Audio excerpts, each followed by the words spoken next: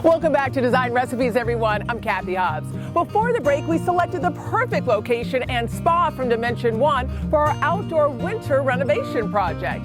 Now it's time to finish all the prep work and install our spa.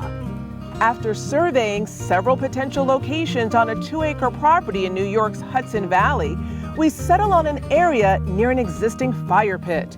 The plan to create a built-in look by building the outdoor spa into the side of a hill, create a sturdy foundation, then create a retaining wall to make sure our spa stays in place.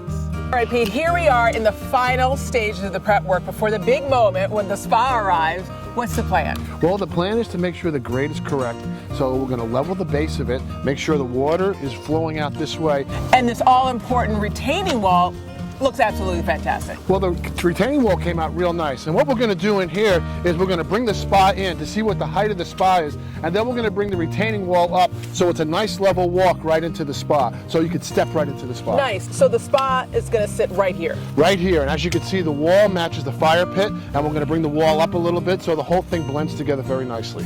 We are in the final stages of our prep work, and the spa just arrived.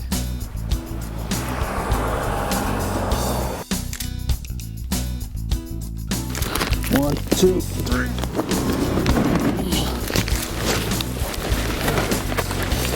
Wow, this is really nice seeing it here at the site. Looks gorgeous.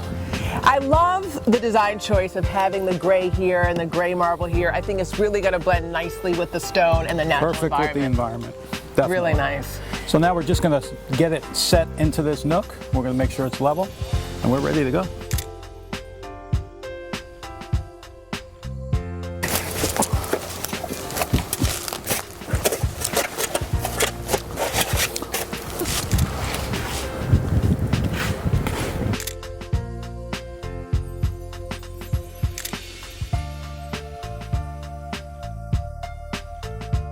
You guys did a tremendous job. It's all installed, all in place. Kudos to Swim King of Ulster. Thank you very much. It was a pleasure.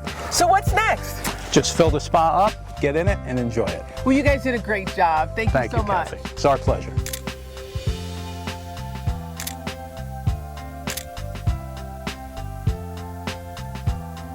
In addition to making the spa blend with nature, there's also the desire for privacy. Leading native landscape authority Pete Muroski has a plan. Cathy, let me take you over here. You really take me back in the woods now. So what's back here? Well, we got these lovely white pines, and this is one of those natural properties where we're lucky enough to have a few of these pines growing naturally. Now, as you can see, these are young trees. These are the mother trees behind it, and the pine cones come down out of the trees, and they've reseeded themselves right here and created this beautiful little grove of pine trees that are literally growing too close to one another. And then if we separate them a little bit, some of the new ones we'll use up front, and some of the old ones we'll leave back here, and they can grow into big majestic trees just like the ones behind us. What's your plan for these little pine trees? Well, the little pine trees we're going to bring out in front of the spa to give us a little bit more privacy. So essentially you're going to transplant these pine trees from nature. And this is a great time of year to do that because the trees are dormant, there's a lot of water in the ground, and they should take great this time of year.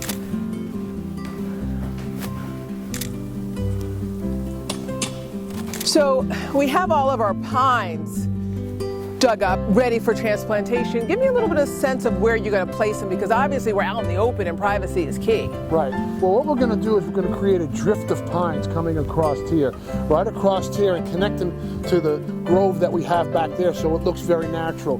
Once again, we're going to screen it from the road, screen it from the driveway, and just create a little staggered look right through here. And eventually they'll grow and they'll widen, and it'll create a living screen, so to speak, between here and the driveway. And by screen, you mean privacy, so it's literally going to be a natural screen with the pine trees.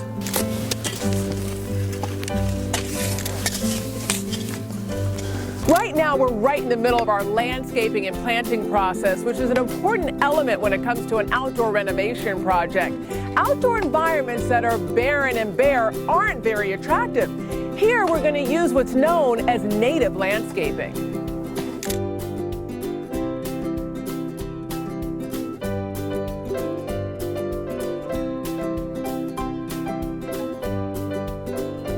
So Pete, the spa's all in. It's time for you to work your magic. What are you planning for the landscape? Well, Kathy, we brought in native plants adapted to this particular site. We brought in plants that are broadleaf evergreens to give us a little bit of screening. And we brought in some beautiful berry plants to give an accent to the whole landscape. Nice. I love your use of color. Tell me a little bit about what you have here. All right, we have a little leaf rhododendron right there called the PJM rhododendron. That's going to flower early and give us a little bit of color early. We have the winterberry holly, which is Ilex verticillata. This is a deciduous shrub. As you can see, it's got berries, and these berries will last most of the winter, and the birds will come in and eat them. So it's a quality of life thing. As we're sitting in the spa, we can enjoy the birds, watching them eat the berries as we're in the spa. Nice. Now we have rhododendron here. These are the Catabians rhododendron. Love the color, right? It's got a dark color on it. This is its winter color, and it'll come into more of a dark color in the springtime. This has a light lavender flower, and this flowers midsummer. So this will flower in June, where that flowers early. This will flower a little bit later to create that succession of bloom that we're trying to create in the landscape.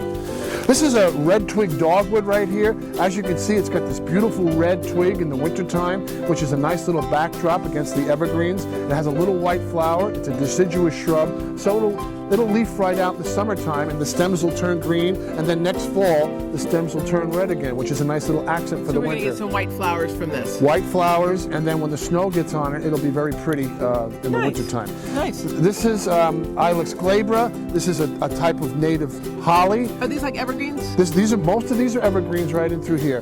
This native holly has a little bit of a black berry, makes a nice shrub, but we're going to use it as an accent plant behind this deciduous shrubs that'll bring out that flower in the summertime. Over here we have the Pieris or Andromeda. This is another broadleaf evergreen. The nice part about this plant is that it flowers early. It's very deer resistant because we have a lot of deer in this area, and it's a broadleaf evergreen, so it'll just grow about 3 or 4 feet.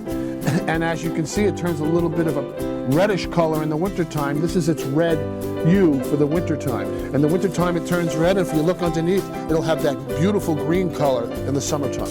Over here, we have the mountain laurel. Now, the mountain laurel is one of my favorite shrubs. It flowers mid-season, and as you can see, it's got this beautiful star-shaped flower. So this will be, we're going to have to find a nice little accent spot for this because I'd really like to make this front and center. Love all of your choices. Broadleaf evergreens, holly. Holly. The red Twig dogwood. Rhododendron. Rhododendron and winterberry holly. Nice. Excellent choice. All right, let's put them together over by the spa.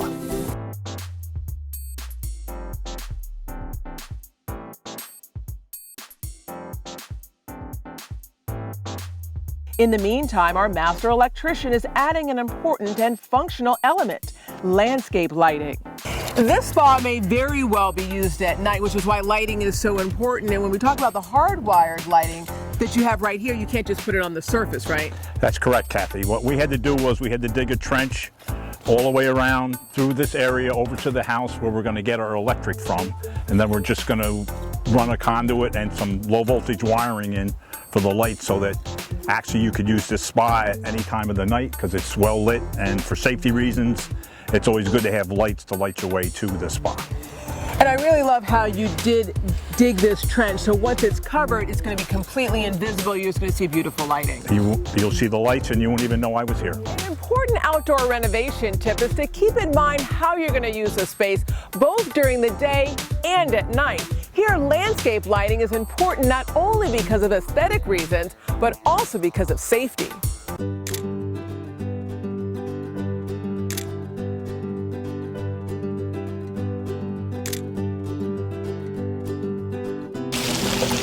I tell you, you have done it yet again. This would not look like this if it wasn't for your design, your vision, which is why you are my go-to guys, because of your designs. Yeah, it turned out really nice. The vision we had for the stone wall and the spa fit right into that with the path coming right out of the fire pit. It's really great. And how it blends with the fire pit, the spa, the stone wall, bringing it up to grade, all the wonderful plants. Thanks, Kathy. It was a great project. I mean, fantastic. The one thing you don't want is just this big box. And that's what we don't have here. We have something that blends seamlessly into the environment, which is why you guys are so fantastic. Yeah. This 8-person Amori-based spa from Dimension 1, the leader in outdoor spas, is intended to be grand in order to mimic a pond.